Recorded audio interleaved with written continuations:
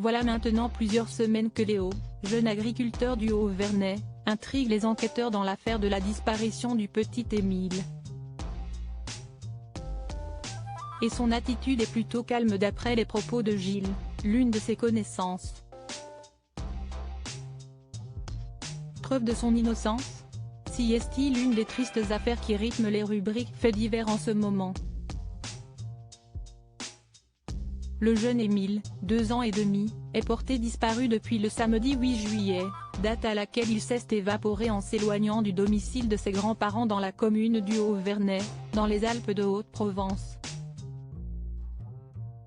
Malgré les recherches entamées par les autorités, les témoignages récoltés et les nombreuses battues organisées, le petit garçon n'a pas été retrouvé.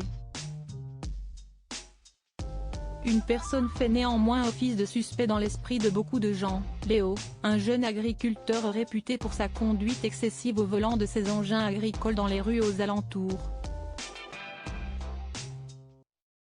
Pour une grande majorité de personnes, il est donc le coupable idéal puisqu'il aurait pu provoquer un accident, renverser le garçon avec son tracteur et se débarrasser du corps du petit garçon avec l'aide de son cousin Marc, dont l'un des échanges téléphoniques a mis la puce à l'oreille des policiers. Rappelons que ces faits ne sont que des rumeurs, et que pour l'heure, les perquisitions menées au domicile de l'adolescent n'ont pas permis de prouver une quelconque culpabilité de l'adolescent de 16 ans dans la disparition d'Émile. Mais s'il se dit agacé par les rumeurs qui courent à son sujet, il ne vit pas moins une vie normale d'après les confidences de Gilles, connaissance du jeune Léo. Malgré la présence des médias et les gros soupçons de l'opinion publique qui pèsent sur ses épaules, l'agriculteur ne semble pas s'en faire, il continue de vivre comme avant, en attendant que ça passe, a précisé Gilles ce 2 novembre au micro de BFM Télévision.